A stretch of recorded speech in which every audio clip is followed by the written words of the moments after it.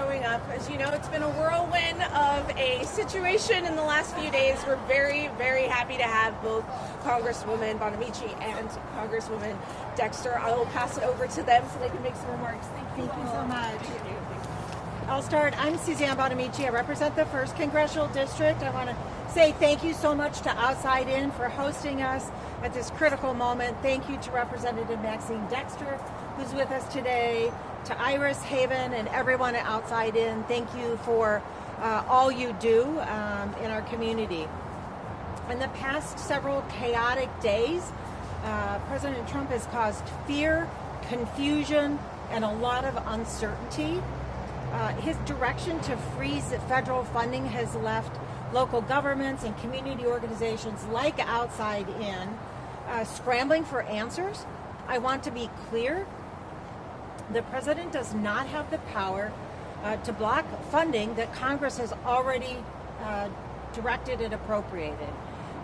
For him to try to change that is illegal because of a law that was passed, but also unconstitutional because of separation of powers. And this planned freeze of programs threatened lots of programs that feed infants and new mothers, programs that help people pay their heating bills, provide affordable child care, cover health care.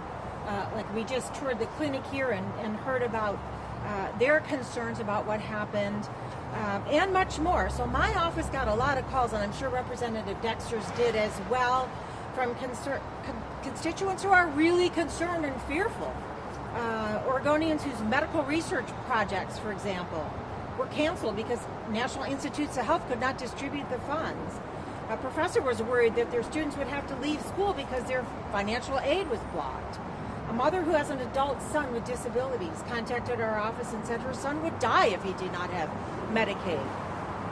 So this is just a small sample of the harm that was caused, and I was just mentioning inside with the Outside In staff that Senator Wyden had and confirmed that every Medicaid portal across the country they were locked out of, were frozen.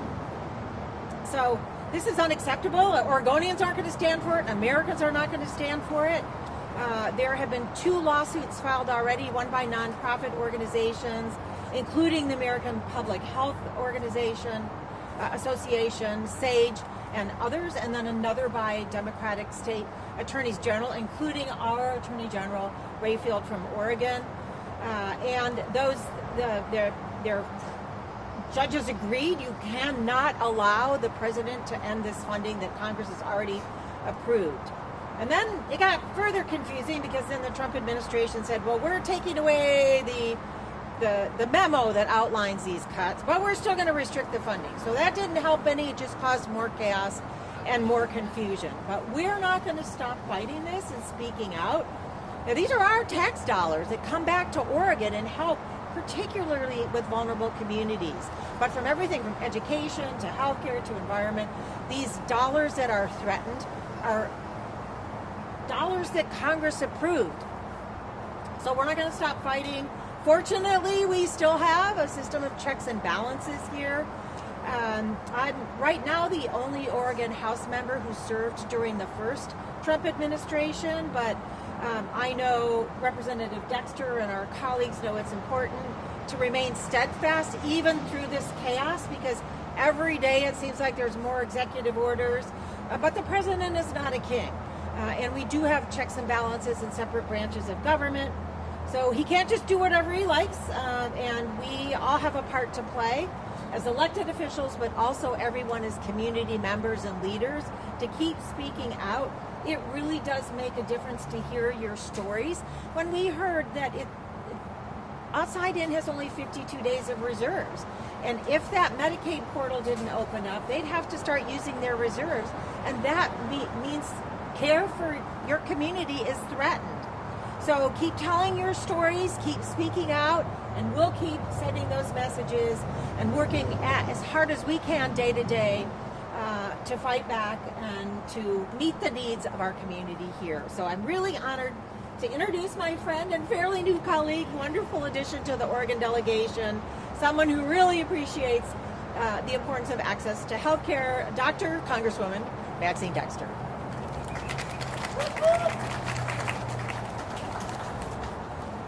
thank you, of course, to Congresswoman Bonamici, our dean of our delegation, and has led us all through these hard times with steadfast consistency and leadership. Thank you to Iris, to Haven, and everyone at Outside In for hosting us today. Oregonians depend on federally funded clinics like Outside In for a huge proportion of their care. I just completed a tour of this facility, which I've had the honor to work with in other areas, and we continue to see firsthand the incredible services that Outside In offers our community. And yet Trump, in all his cruelty, is trying to cut off funding for these desperately needed services and for patients who rely on this facility and facilities like it across the state. The harm that would cause is undeniable, and it is without question that we have to stand firm together and press on with the stories and the information that everyone has. The fact that Iris has the ability to communicate quickly with other FQHCs is critical so that everyone understands how we are going to stand fast and move forward together. 1 in 10 Oregonians receive comprehensive care at a federally qualified health clinic, otherwise known as an FQHC. His attempt to pause, again, as Congresswoman Bonamici said, we don't know what pause financial assistance means, but it's a threat, and it's meant to be confusing, and it's meant to create chaos. It was also, as Congresswoman said, it's illegal. It is unconstitutional, and we will not accept that as an outcome. We won't back down, and neither will this community. What is cruel and uncertain is going to make us stronger. We must stand firm together. The only thing that we know for absolute certain right now is that Trump is going to continue to try to create chaos.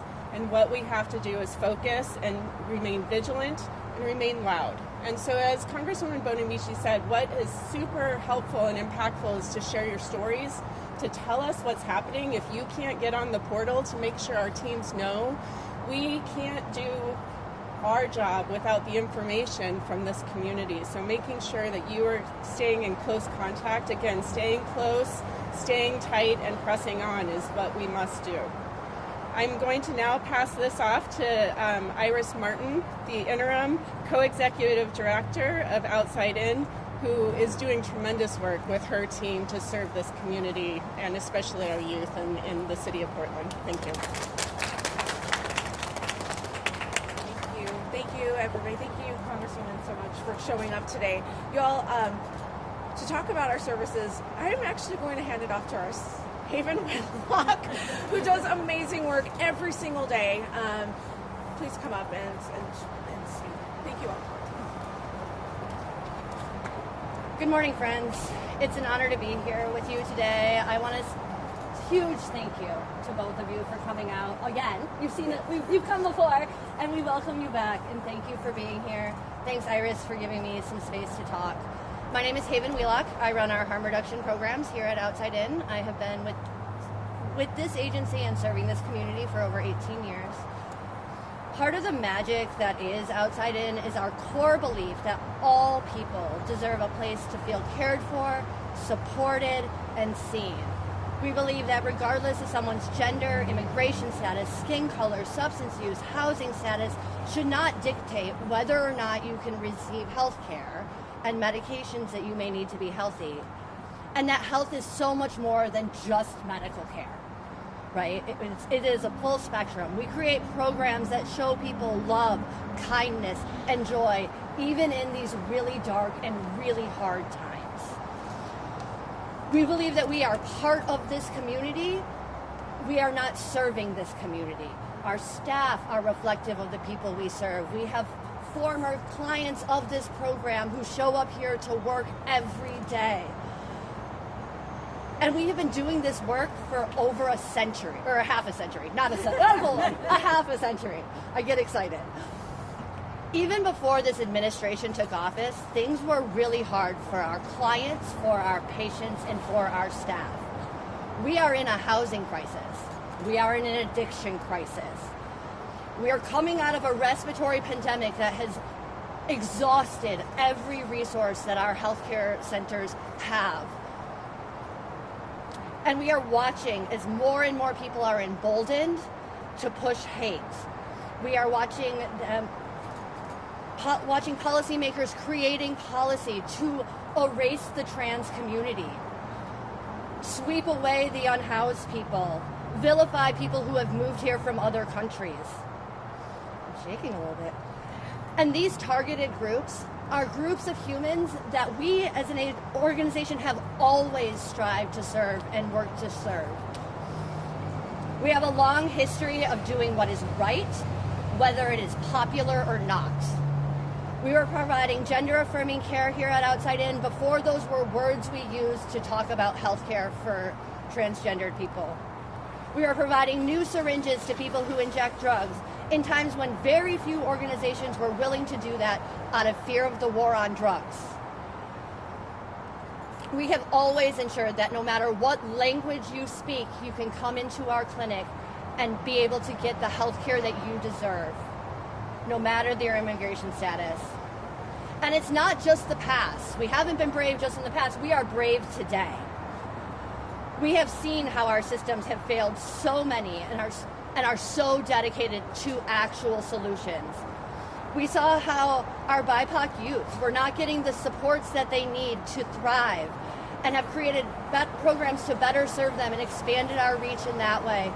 We've seen how the intersection of mental health and substance use was making it harder for people to find stability and have expanded our behavioral health teams as well as our substance use teams.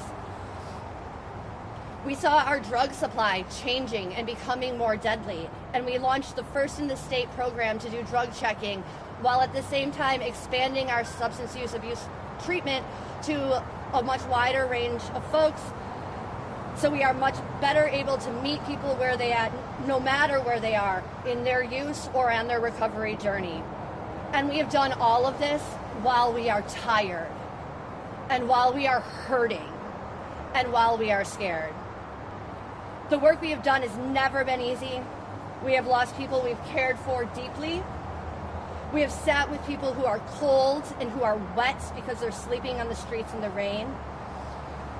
We have been told if not for our spaces, people would not feel safe and cared for. We hear it time and time again. And with these threats coming from our federal government and from our current president and administration, we are sitting with more fear and hurt than I have seen in my 18 years here.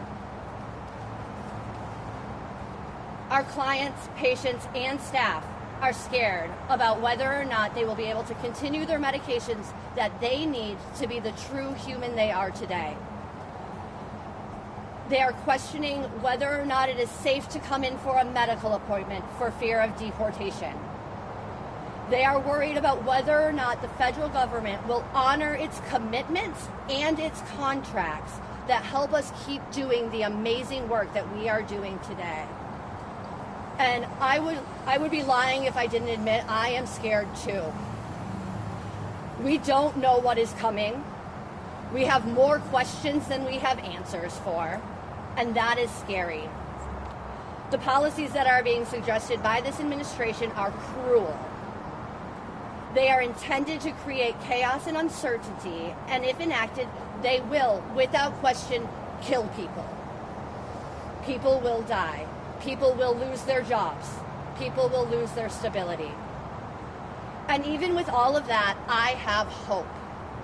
In part because of the work that the people here at Outside In do every single day.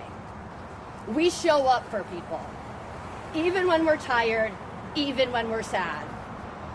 We stand up for our patients and our clients, no matter what any president says. We are strong and we are brave. We know that being brave does not mean that we are not scared, but it means we're doing it anyway, because it's the right thing to do. To our clients and coworkers, especially those whose existence are being targeted by this administration, please know that Outside In will continue to fight for your rights for health and safety. We will continue to promote equity and inclusion.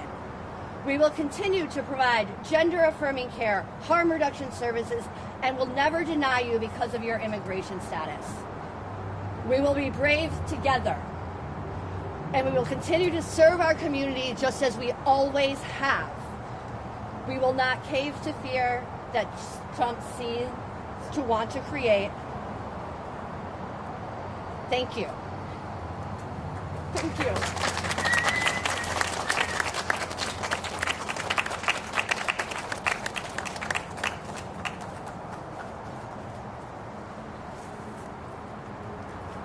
Thank you to Haven and Iris and Representative Dexter.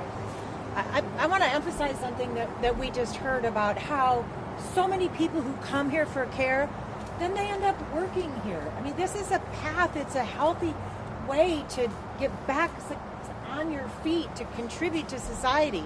Thank you for your bravery, but really thank you for the hope that you give to the community. Maxine, come on up. We're willing to take some questions. So it's only been a week and a half. He's already gone all over the map. How do you keep up with that? How do you Well, it's a day-to-day, hour-to-hour issue, and every day it seems like there are new executive orders, and the confusion and the chaos is part of the game. We have our caucus, we have each other, we have our amazing staff. All the staff, raise your hand. We have amazing staff here today, and every day we're doing what we can to keep up with what's happening, to push back where we can, and to fight back, because what's happening is, again, creating chaos and uncertainty. And you just heard the humanity in this message about how we as a country, we as people here in Oregon care about each other and want to take care of each other. And we're not getting that message from the White House. So we're here to support everybody, to say, please, again, keep in touch with your stories. And we're doing everything we can to track it and to push back when we can. Obviously, some of us will pick areas. Representative Dexter can answer, but probably some healthcare issues. I'm going to focus on a lot of the education issues. Some of the education executive orders came out yesterday, so we're just going to keep fighting back. And I have to say that we're hearing it from across the country that there's so many people who are with us because they're seeing, wait, we thought our life was supposed to get better. We thought our eggs were supposed to be less expensive. We thought this was going to be great. That's not happening. People are seeing that, hey, these promises are not what we expected, and they're really getting chaos and confusion. And as I like to say, they're kind of realizing that they got some snake oil from the salesman. So I'll let you. Yeah, I would just add that this is a great betrayal. Donald Trump has made promises that clearly he had no intention of keeping, and trying to get us to scatter, flooding the zone and trying to get us to look at every single thing is what they're trying to do, and what we're going to do is focus. So as the Congresswoman said, healthcare, the environment, and veterans are where my team's really going to be focusing.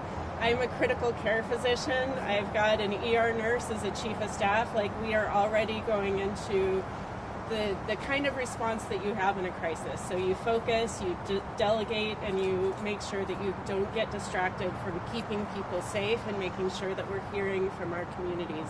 And that's our first priority right now. Do you now have to pay, you got the governor, attorney general, do you all have to work together more now than? Well, we've always worked together with our state and local elected officials. But it's reassuring to know that we have Governor Kotek and Attorney General Rayfield as well involved, because these issues affect our state. They affect our community. They affect our local government. So yes, we're working with our state and local partners as well. And just to be clear, some of the things he's saying that he can take action on have nothing to do with federal reach. So it's really important that our local and our state electeds are in communication with us so that we are focusing. I was in Salem on Tuesday meeting with the governor's team and Rayfield's team and others, and we will continue to be in contact. But again, these are really smart, directed people. They understand that you can't take away federal funds and impact our schools. Our schools are safe. We need to focus where a lot of this is meant to distract and confuse, and that's really what we're trying to all avoid at all costs. And it's hard when people see all these things and read the news. So again, like, don't keep your kids home. Don't avoid going to the clinics. Like, show up and be together and do it in community so that when we are separated, we become more vulnerable.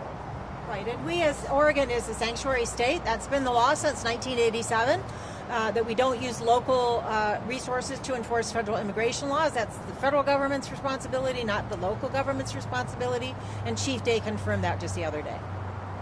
So again, please don't hesitate to seek particularly health care services that you need, send kids to school, and please I want to encourage everyone to please keep sharing your stories about how this is affecting your life, these funding freezes, these threats, because we want to hear from you, because we can take those back to Washington, D.C. with us and use those as a way to help convince, hopefully, both sides of the aisle that this is not good for our country. I always look at my work as how am I going to create a better future for the people I represent? And with these threats on healthcare, on education, on the environment, I'm on the science committee.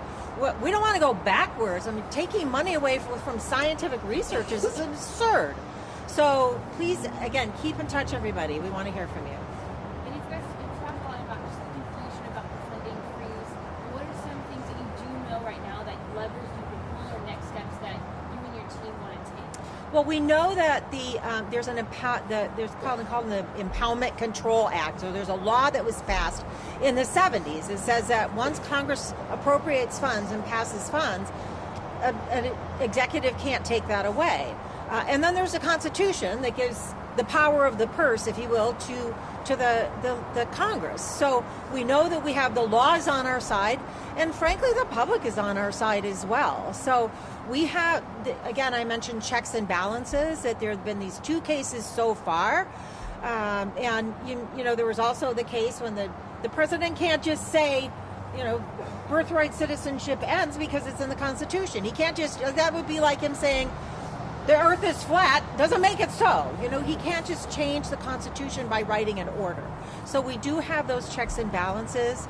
And we do have, I think the people too are something that the stories that we hear are helping to persuade people that this is not what we signed up for, what people thought they were getting with this president. So again, please keep up your stories, and we will take, we're following the New York court order expires Monday.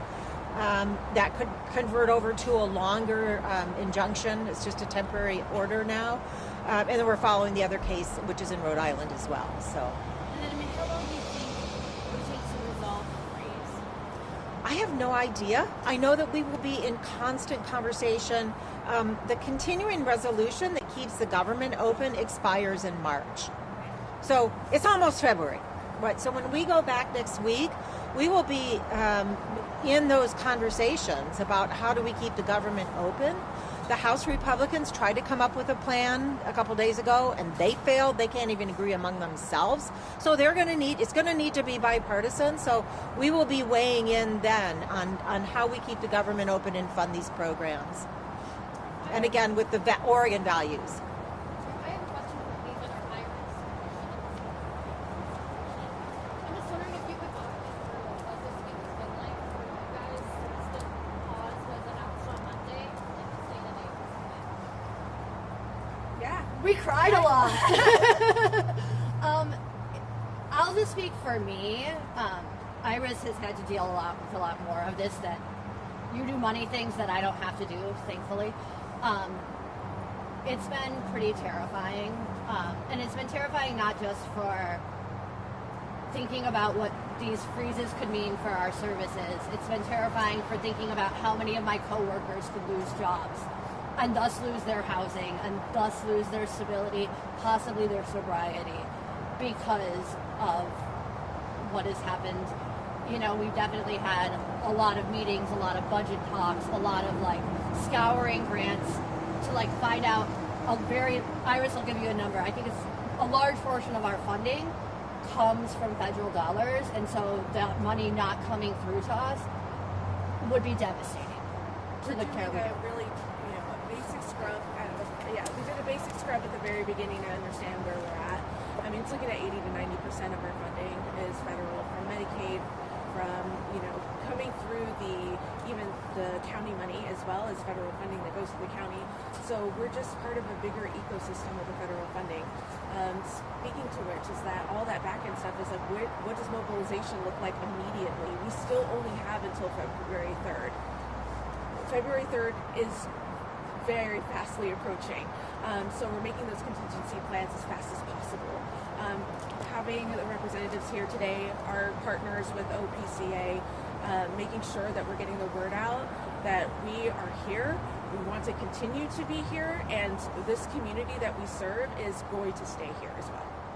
Can each of you say and spell your names for us? Yeah, IRISMARTIN.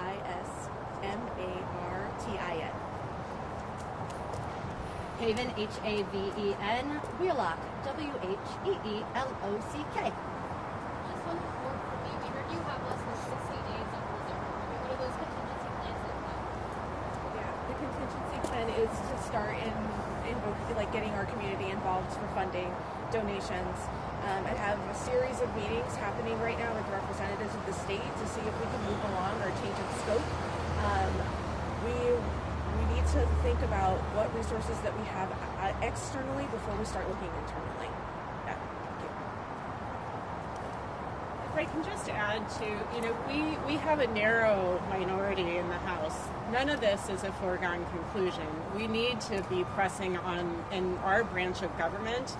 The Russ vote confirmation, Tulsi Gabbard, you know, these are not foregone conclusions. And so if our citizens are pushing back and making phone calls and saying that this is a great betrayal, we can get the Republicans to listen. And so I really want to just encourage people not to accept this plan as a foregone conclusion. We need to fight back.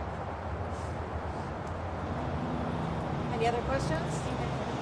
Thank you, everyone. Thank you. Thank you. Thank you.